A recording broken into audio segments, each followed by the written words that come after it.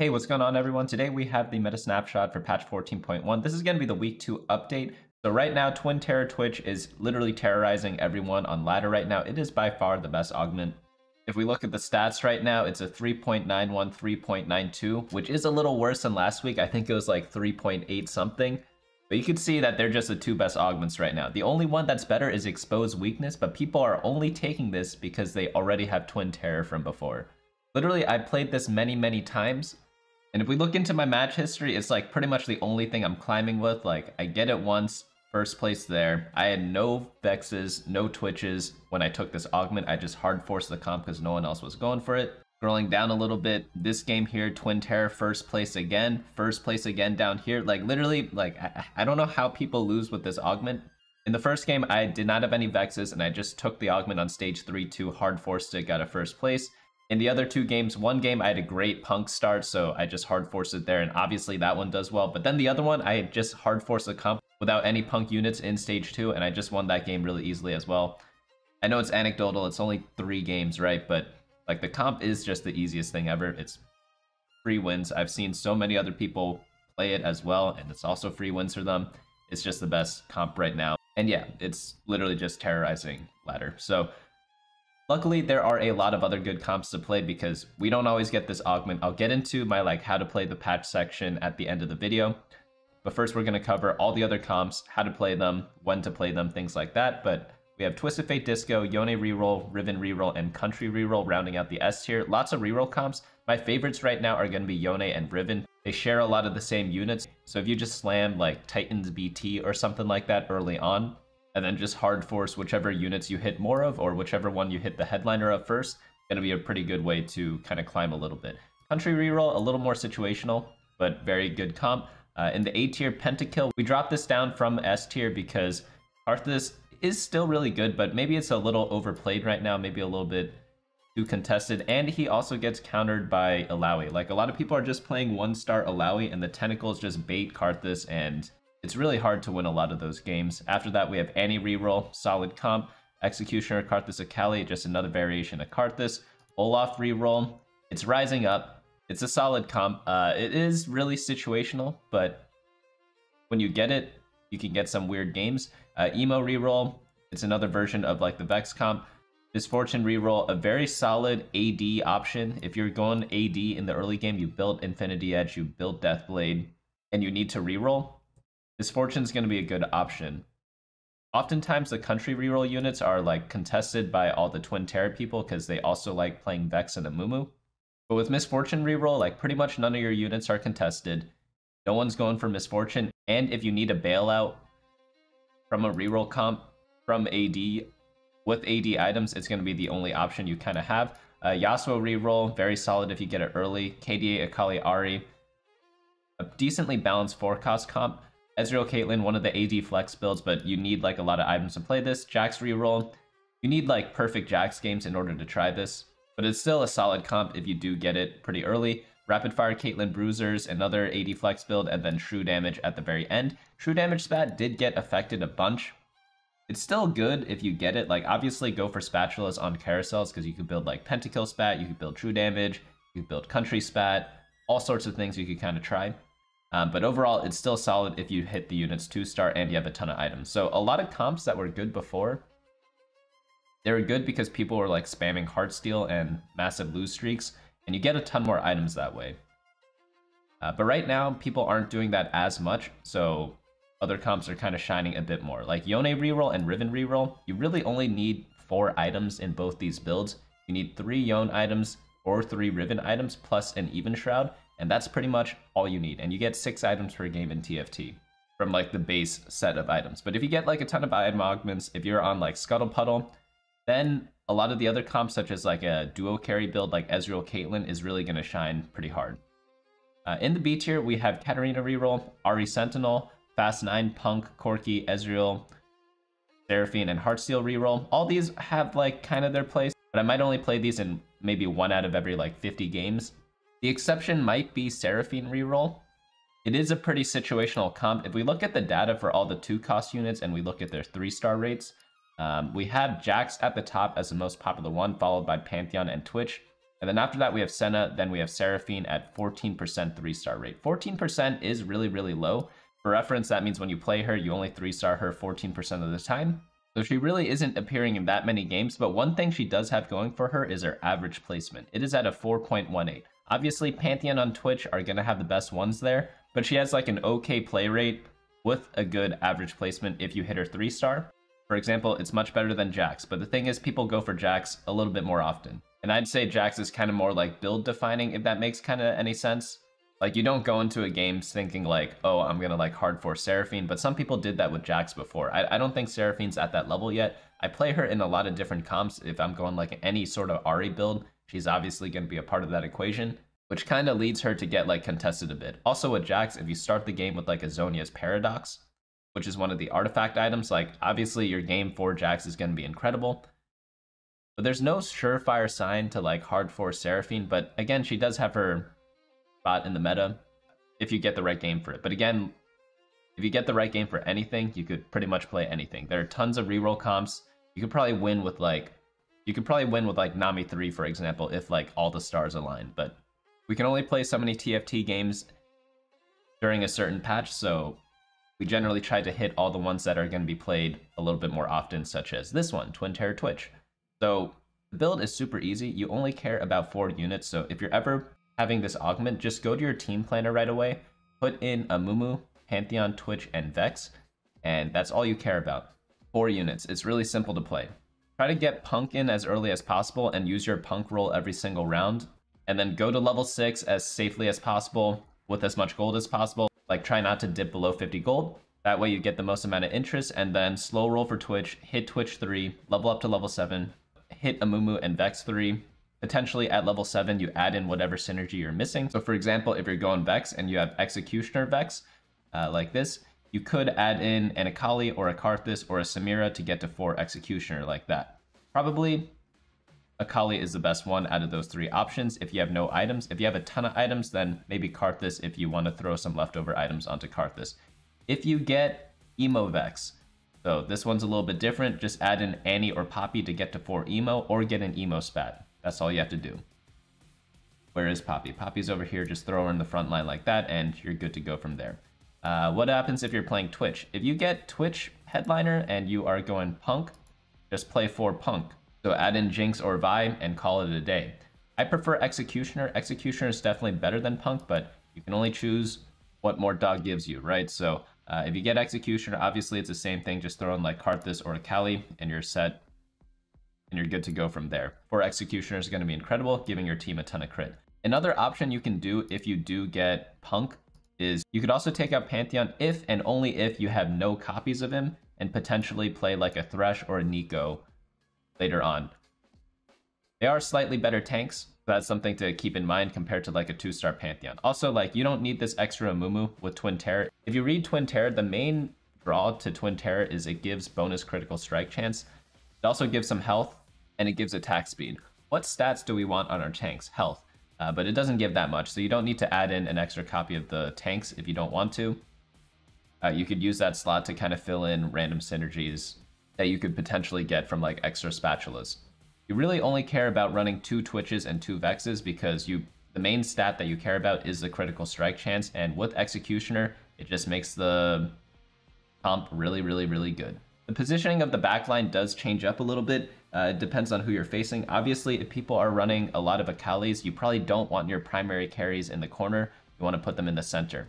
However, if they have one of those like melee carries, if your team is stronger than them, you want to put your carries in front of them. They often just kill them if they don't have Edge of Night. If they do have Edge of Night, you probably want to be on the opposite side.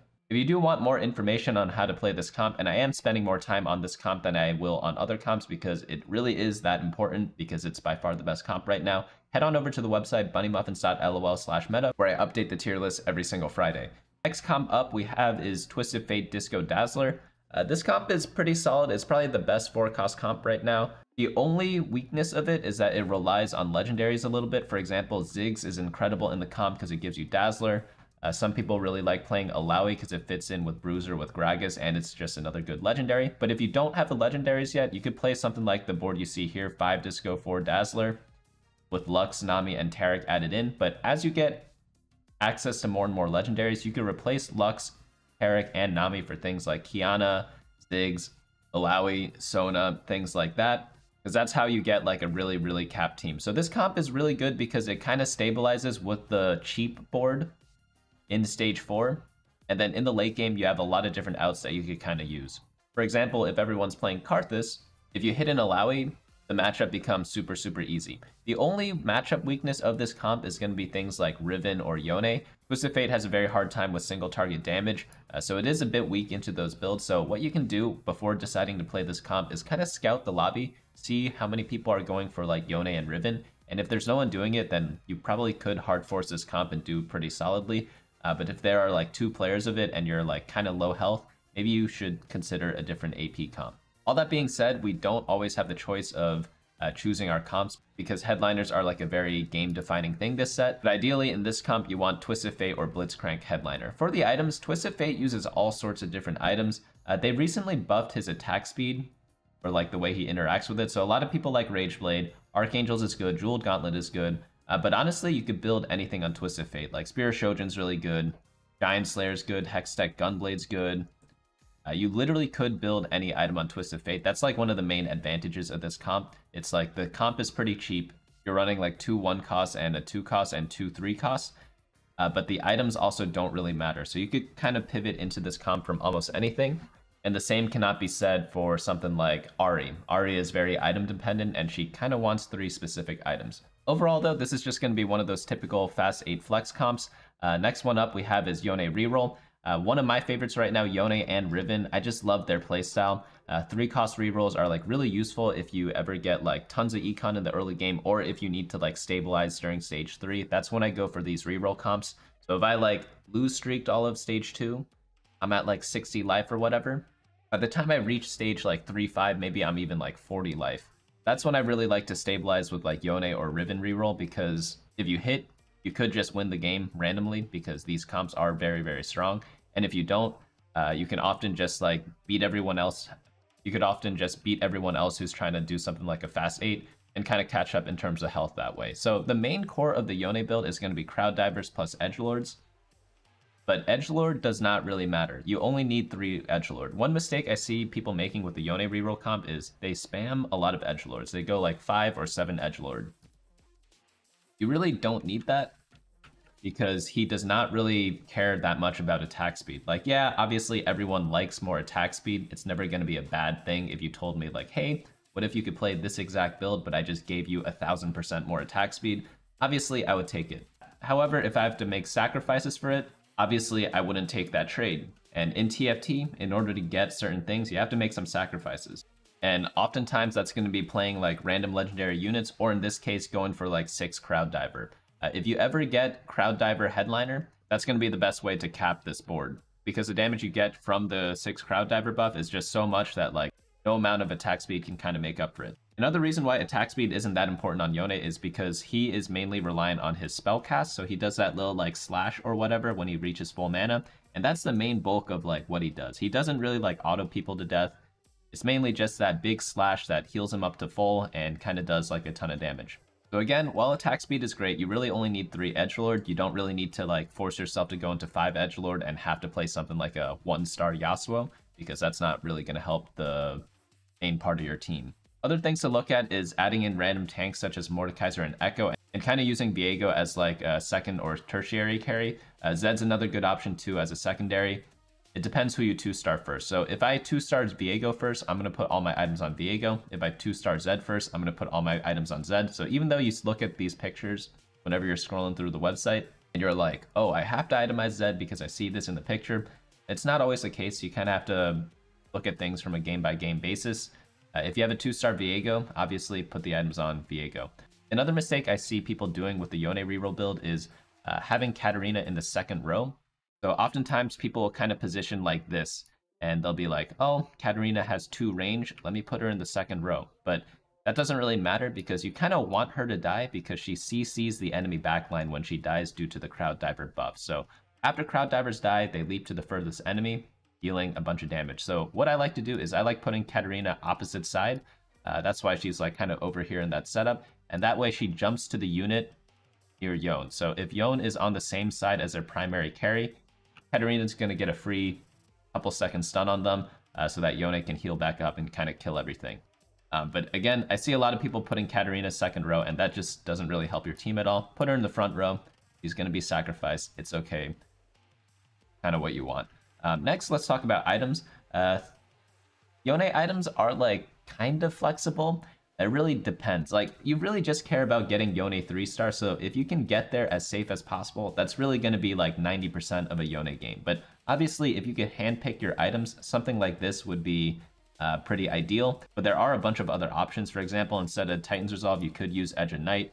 Instead of Bloodthirster, you could use something like Hand of Justice. You could even do like a double Hand of Justice build. Instead of Infinity Edge, you could use something like a Sterex or something like that. Obviously, it's going to depend on your augments. It's going to depend on what items you have, but like just build items based on what you have. That goes for a lot of comps, but I remember watching like one of the best players play, and he won a game with Deathblade Yone. It's like no one builds Deathblade on Yone. Everyone builds like IE, BT, Titans, things like that, Hand of Justice. Sometimes like even a QSS if you're feeling a bit hipster, but like literally after watching that game where he won with the Deathblade, I was just like, holy cow. Like, you literally can build anything on Yone as long as he's 3-star and you position correctly. Obviously, I'm not going to go out of my way to build a Deathblade on Yone, but you have to kind of look at your item economy and make those decisions in your individual games. But next build up we have is something very similar. It's another 3-cost reroll build. So you roll at level 7 mainly. What you do is you try to, I forgot to talk about the leveling before, but you want to level up to level 7 at around 4-1 in most cases, and then low roll every turn until you hit 3-star Riven or 3-star Yone. But I did talk about the thing before where you could stabilize at stage 3-5 and roll down there. You're not trying to 3-star them at 3-5, you're just trying to get them to 2-star in order to save life or get the headliner. So keep that in mind whenever you're looking at like the leveling patterns. Most of these kind of describe like the ideal scenarios, but Riven is super similar to Yone. They use the same items like BT Titans, and then you also want an even shroud. So it's really easy to play these comps. Again, you get 6 items in most cases in TFT. And when you only need 4, you pretty much can build perfect items every time. But Riven, one very important thing to note is that she absolutely needs a Quicksilver. So Quicksilver Sash makes her immune to crowd control for the first, I think, like 15 seconds of a fight. And that allows her to continually auto attack. So unlike Yone, where I said not to go deep into Edgelord, with Riven, you want to go deep into Edgelord if you can fit it. The first thing you want to prioritize is getting to 4 8-bit. So if you have like a 8-bit spat, you could take out Corki. If you have Riven chosen, you could take out Corki as well. 6 8-bit is a little bit of a bait. You don't really hit it till like mid-stage 6. So oftentimes the game's kind of already over by the time you hit that. But if you do get Edgelord chosen, it's perfectly fine. Just play 5 Edgelords or even 7 if you manage to hit it, because Riven loves auto-attacking. That's why she builds a Quicksilver, because if you're stunned, you can't auto-attack. But if you compare that to Yone, when you're stunned, you could still gain mana, and Yone cares more about mana than he does auto-attacking. So that's kind of like the one difference between the Riven and the Yone build. Apart from that, they play very, very similar. Viego, great secondary carry option. You play Mordekaiser as like one of your tanks. You're still playing Pentakill. I guess one last difference is that instead of running a Zed as like another carry, you run Caitlyn. So if you have a bunch of like backline items, just drop them on Caitlyn, and then put all the tank items or like Bruiser items on your Viego. Overall, very similar builds though. You just need to hit them 3-star. It doesn't really matter what happens after that. After you hit them 3-star, you just have to position them. And it's going to depend on your matchup, whether you want to be same side or opposite side. And it also depends like whether you're stronger or weaker than the enemy for that given fight. So one thing you could do to kind of improve your positioning skills with both of these comps is write down who you're facing, whether you're stronger or weaker than them, and then see if you win or lose if you're on the same side or opposite side, because it's going to be different in a lot of cases. And overall, like, there are a lot of other factors to consider, such as like where all their other 7 units are kind of placed. It's not exclusively a same side or opposite side kind of thing. So positioning in TFT is obviously kind of varied in terms of the strategy, but luckily, if you are wanting to learn more about positioning in TFT, I did make a video. I'll leave a card in the top right here in order for you to kind of check out, I think it's like 9 positioning tips that hopefully should help you climb a lot in TFT. But the next comp we're going to go over is Country Reroll, another 3-cost reroll build. Very solid. You just really care about having Infinity Edge on your Samira and a bunch of AD items. But if you ever get like a country start, this comp is really, really good. It also uses Twin Terror pretty effectively because you don't need to add that many units to your build. For example, in this build, we only have 7 units here. So if you get to level 8, just play 2 Samiras with Twin Terror with like a country headliner, and you're good to go from there. Vex and Amumu are just really OP right now in general because they provide so much CC. So this build is just overall really solid. Again, I really only try to play this if I get a bunch of Samiras early or if I get a country start early, because country start is really good for like win streaking in stage 2, and when you have a lot of health, you're able to kind of force a lot of different comps. Another thing to note with this comp, if you're ever on stage 3 and you get the 3's a crowd augment, pretty much auto take that. It is one of the best performing augments for country reroll. And the reason why is because you're running so many 3 costs. You have Amumu, Urgot, Samira, and Vex. And if you get the augment, you could even play something like Set. Set gives you Bruiser and Mosher. So he's like a no-brainer unit to kind of add in here. The great thing about Set is that he's also a 3 cost. So you end up running 5 different 3 cost units. So you get like a ton of health for your team for kind of no reason. One thing to note, you generally want country on the left side. Kind of forgot about that when this was built, but we'll edit the picture in a future update. Next up we have is going to be the A tiers. A tiers are still pretty solid. Like a lot of them are like 4 cost builds, so very important to kind of do. You're not always able to hard force all the S tier comps because they really rely on the headliner and are item dependent. I think most of them except for Twisted Fate were all decently item dependent.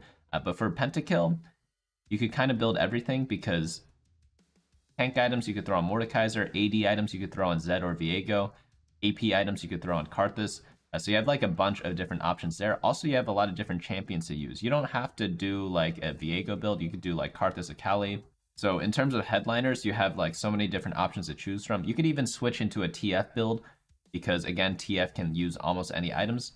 So no matter what your early game is, you can kind of force any of the 4 cost builds because they kind of are like decently flexible in terms of whatever units they play.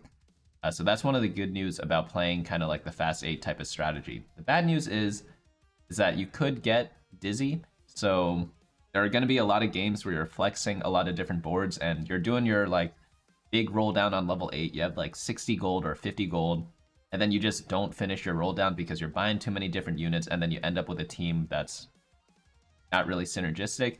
Obviously, you'll get better at that with practice. But what I'm kind of trying to say is that a lot of the reroll comps are performing really well because they are easier to play. And frankly, like people just are not that good at TFT. That I am included in that boat. It's not like an attack on anyone. Even like some of the best players in the world, they mess up roll downs all the time because they get dizzy. So it's not even like an insult to like me or you, you know? TFT is just a hard game, and some comps are easier to play, and if you're able to focus on things like positioning, if you remember for like Riven and Yone, I talked a ton about positioning. If you don't have to do gigantic roll downs every turn, you could spend all your time positioning instead and getting a lot of advantages in the fights that way. But if you're doing like big roll downs, flexing 4 cost boards, oftentimes you don't get to position your team. So that's one of the weaknesses of going for like fast 8 flex if you're not that comfortable with it. So for me right now, I'm not that comfortable with it, but they are still very solid comps. Just because I don't like something doesn't mean it's bad. And also just because I do like something doesn't mean it's good. But right now, the Pentakill comp is kind of like a bit lower because again, everyone's playing Alawi, and Karthus just gets like hard countered by Alawi because he targets the lowest health unit and his ult gets wasted on tentacles. Luckily, he is getting reworked in the next patch, so we will see how that kind of changes the Pentakill build. But overall, like the main carry of Pentakill, luckily, is going to be Viego. He's very solid. He's just kind of hard to hit because a lot of other people are taking Viegos. Some people play him as like a stabilizer. What I mean by a stabilizer is that sometimes people buy a headliner just because they hit it, not because they want to hit it. They just use it to kind of like wait until their next roll down so they could go level 9. Or he's taken by all the Yone and Riven players because he's an edgelord and he's the best one.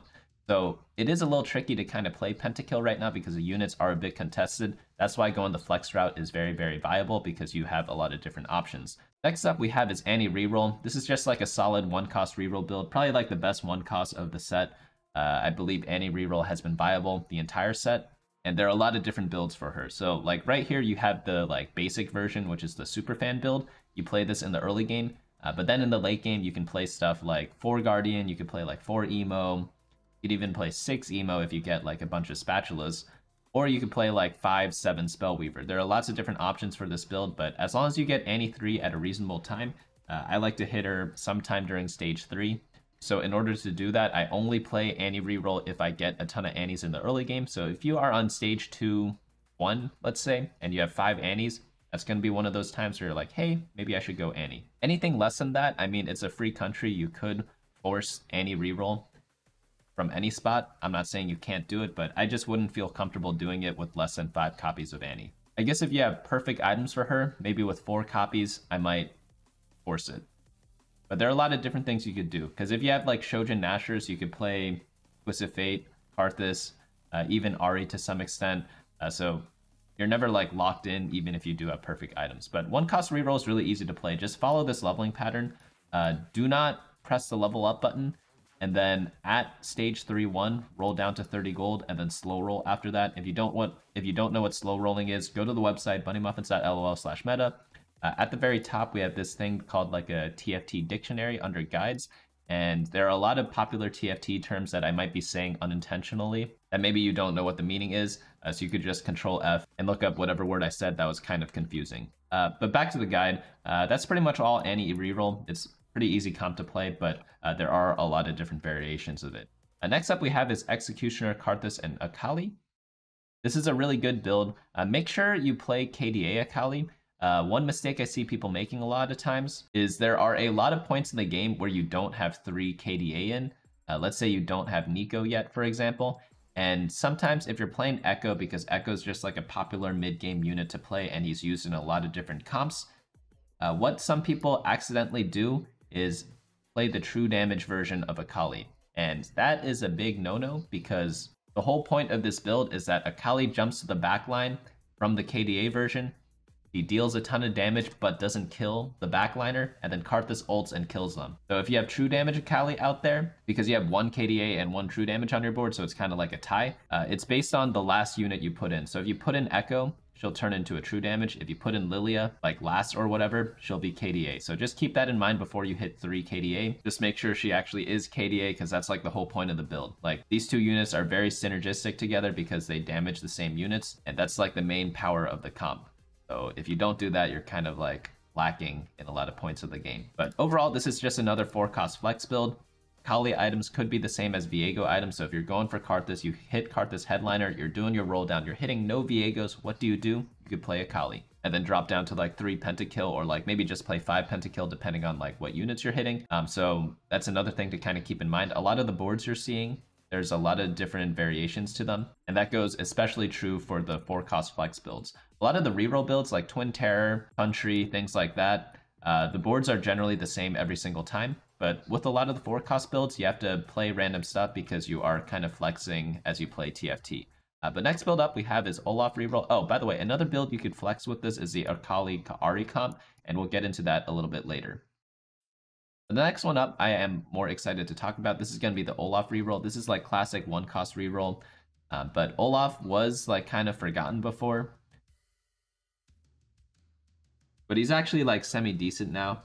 So if you like reroll comps from 1-cost units, it is a decent option. Data-wise, it's not the best performer. Like Olaf averages a 4.39, which isn't like horrible, but it's not that great, you know? For example, like Annie and Yasuo, which are the other 2 popular ones right now, is 4.17 and 4.24. Because you have to keep in mind, this is a 3-star average placement. This means it doesn't count the games where you don't hit Olaf 3. So there are going to be a lot of games where you're rolling down for Olaf 3, you miss and you lose. And you're clearly going for Olaf, and those games would not be counted in this sort of data. I think a lot of people forget about that when they do look at data.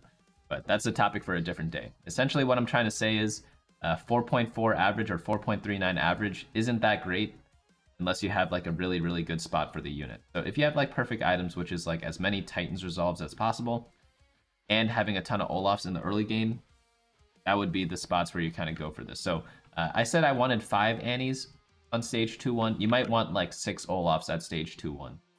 Because honestly, there are just a lot of better builds to kind of go. He uses the same items as Riven and Yone, so if I do get some Olafs early but not a ton of them, I might just use Olaf as an item holder and then pivot into one of the other comps later on. But you just need 6 Bruiser for this comp. That's like the biggest spike. The only issue is you need Alawi for that, so before you hit Alawi, just run like 3 Pentakill, 4 Bruiser. And then if you do get the Alawi, obviously add her in. And then the team becomes like pretty strong. But if you aren't able to hit 6 Bruisers, this comp can get like a little bit tricky because it kind of misses out on like a free power spike. But overall, not too much to say about this build. It's just like 1-cost reroll, just hit Olaf 3 and then level up after that, throw in random synergies, and that's really all there is to it. Next build up we have is Emo Reroll. This is just another Vex Amumu build, 3-cost reroll. Obviously, like the Twin Terror version is a bit better. But if there are no Twin Terror players or country players in your game, a decent comp to kind of try out. Vex and Amumu are just like very solid in general, and even without the Twin Terror buff, Vex can still do a lot of carrying. And you could also add in other units such as Karthus and Poppy. Poppy for tanking, Karthus for damage. And overall, it's just like a solid build if you do happen to hit a lot of Vexes. Next build up we have is Misfortune Reroll. This is kind of like the sleeper comp of the week, I would say. A lot of people don't know what to do with attack damage build paths in the early game if they lose streak. And one of the options is to kind of stabilize with a Misfortune board. And then after you stabilize with a Misfortune board, sometimes you just hit a lot more Misfortunes and then you're like, hey, let me try to reroll this. And you could do pretty solidly like that. Obviously, if you get That's Jazz Baby, that's another sign to go for this comp. But I like using this as like a fallback from AD builds because she does perform like decently well, especially since she's uncontested. For example, like no one really plays Nico that much. Some people are playing Superfan with like Akali builds, but absolutely no one plays Misfortune. So while everyone else is going for all the meta comps, if you go for Misfortune, it's going to be decently easy to hit. For her items, like I like any attack damage items or attack speed items. It really doesn't matter which. I prefer having a Rage Blade on her, but it is optional. I wouldn't say it's like mandatory. The only thing that is mandatory is some sort of armor shred. So Last Whisper or Even Shroud, you need one of those two. If you have Even Shroud, put it on one of your tanks. If you have Last Whisper, obviously put it on Misfortune. But apart from that, that's all you really need to care about. Some people might be wondering why Misfortune only has 2 items on her. The reason why is because superfans give an item to your headliner. So if you are headlining Misfortune, she should get the superfan item, which is going to be a Deathblade, and that's going to be a great addition to her because she has a mix of both attack speed and attack damage. That's like the best ways to kind of itemize your carries. You always want to mix and match stats. For example, you don't want to build like 3 Deathblades on Misfortune because it's a little overkill on one stat. If you mix it up, they all work together, and then you end up getting more damage in like 99% of cases. Obviously, there's some exceptions to that rule. It depends how a unit is kind of designed. But in like 99% of cases in TFT, it's always best to mix up your items. But next build up we have is Yasuo Reroll, another 1-cost reroll build, very solid. He absolutely demolishes other melee carries. I see games where I have Riven 3 versus Yasuo 3 and they're on same side. Yasuo demolishes a Riven. You would think that Riven is a 3-cost unit, Yasuo is a 1-cost unit, so Riven should win in a 1v1. That is just not the case. Yasuo absolutely destroys a lot of different melee carries if they're on the same side. Obviously, against a lot of other comps, Riven might be more resilient because she gets like her shield, she does a bunch of other stuff, but in like a pure 1v1 scenario when they're on the same side, Yasuo generally wins. So just keep that in mind whenever you're playing those matchups. So if you're playing Yasuo, try to be on the same side as the other melee carries. If you're playing Riven or Yone, have them on opposite side because they will get like one tap by Yasuo for no reason. But back to the build, Yasuo is good because true damage gives him like a ton of damage, and you have a bunch of secondary carries. For example, Senna, really good secondary carry, Akali, really good secondary carry later on, and then Kiana, just an absolute beast of a unit, farms you a ton of items if you do manage to get her, but you're really focused around playing like a strong early game with Yasuo, slamming a bunch of items on him because he's just like a really good item holder in general already. But if you do get him 3-star, you could just fully itemize him, focus on like a true damage build, and then cap him out in the late game with secondary carries such as Akali, and then in the super late game with Kiana. Pretty simple build to play though. Just throw in a bunch of true damage and edgelords and you are going to be good to go. Next build up we have is Ahri Akali. This is one of those fast 8 comps. Again, uses a bunch of different items, like it's very diverse. Echo holds all the tank items, Akali holds all the Bruiser AD items, Ahri holds all the AP items. So no matter what your start, you could find your way to play this build eventually. And then in the late game, you want to add in a bunch more Spellweavers, maybe mix and match KDAs and Spellweavers depending on what units you're hitting. But Sona is definitely another out for this comp because she just pairs up really, really, really well with Ahri. Ahri really likes attack speed. Sona gives a bunch of attack speed. They're both spell weavers, so it's just really good synergy there. Next build up we have is Ezreal Caitlyn. This is going to be one of those AD flex builds. There are all sorts of different tank lines you could use for this. The example you see here is just one of them. This one's going to be Sentinel plus Guardian. You could do like Mosher plus Bruiser with Set, and then add in like Alawi and Poppy, for example. You could do like Guardian and a Mosher if you hit a Yorick. There are lots of different options you could kind of use. Just make sure you have either Big Shot or Rapidfire, depending on who you're using as a carry, Ezreal or Caitlyn. If you're using both, obviously you need both, and the best ones are going to be Misfortune plus Lucian, because it also gives you Jazz. But the most important part about this build is that you need a ton of items. Like, we have 9 items here. We talked about this before. You're generally only going to get 6 items in a TFT game. So in those cases, this build would not be good. If you don't get binary airdrop, you're just going to be under itemized. But if you do start the game and you see a bunch of item augments, such as like the Deathblade one, maybe Buried Treasures, and you have like a Heartsteel start, this is definitely one of the stronger builds to consider, especially since, like, even though there are best in slots on both Ezreal and Caitlyn, they could kind of use like all sorts of different items, so it's a very solid build to kind of go from there. Another good thing about this comp is that not many people go for attack damage builds. If they do, they go more so for Viego for 4 costs, or they go for Akali. So Ezreal and Caitlyn generally are a bit less uncontested if you are trying to play these builds. So that's one of the pluses of these types of comps. Again, the only con is that you need a ton of items to really make them work. Jax Reroll. This one's 2-cost reroll. One common misconception right now about the Jax Reroll comp is that the EDM headliner is so important. But if you look at the data, Mosher Jax and EDM Jax pretty much perform the same right now. And the reason why is because they nerfed EDM. But the only important thing that people should be focusing on is just getting a Jax 3, because if you don't get Jax 3, you're probably going to lose. So I would not try to sell my headliner or like skip a headliner in order to get the other trait. But it's one of the common misconceptions of this patch. A lot of people are only doing EDM Jax because that was how it was last patch, but they nerfed it a ton. So again, if you look at the data, Mosher and EDM Jax perform around the same. The real important part is just like getting Jax 3. So essentially what I'm saying is people are arguing about pennies, which is like which headliner you're getting, when they should be focused on like the dollars, which is just getting Jax 3. But that's pretty obvious at the end of the day because it is a reroll comp. Like, no matter what, you need him 3 stars. So only go for Jax if you have like some sort of condition that's like really good for him. So what are those? Maybe having like Jeweled Lotus, maybe having like a Zonia's Paradox, maybe having like tons of copies of him. Maybe if you are using him as an item holder in the mid game and then you get like all the EDM units, that's maybe another time to kind of go for him. But pretty much, since he is a bit weaker right now, you need some sort of like boost to him in order to play him. And those are kind of some examples of that. Next build up we have is Rapidfire Caitlyn Bruisers, another AD flex build, very similar to the Ezreal Caitlyn one. But this one focuses a bit more on legendaries if you are able to like get to that point in the game. The whole point of AD Flex is to kind of just play 2 carries. So it could be like Caitlyn Lucian, it could be like Caitlyn and Jhin, and then adding in Big Shot with like Misfortune. But at the end of the day, you just play whatever you hit. There are a lot of different front lines that you could kind of use for all these AD Flex builds. And the back line is pretty flexible as well. The 4 options are going to be Caitlyn, Lucian, Ezreal, and Jhin. And you're really just going to throw in whatever you hit. There's really all there is to it. But next build up and the last build in the A tier we have is True Damage. True Damage is mainly just like an Akali Caitlyn build. A lot of people like putting True Damage Spatula on Caitlyn. Caitlyn does also get Rapidfire with the Senna, and then you kind of cap out the team with Kiana. Overall, it is a solid build still, but it is Spatula dependent, which is why it's kind of lower on the list right now. I wouldn't really play this build without the Spatula, so that's one thing to keep in mind here, but it's another one of those fast 8 comps with 4 costs that you kind of use in the mid game. But in the B tier, we have Katarina Reroll, Ahri Sentinel.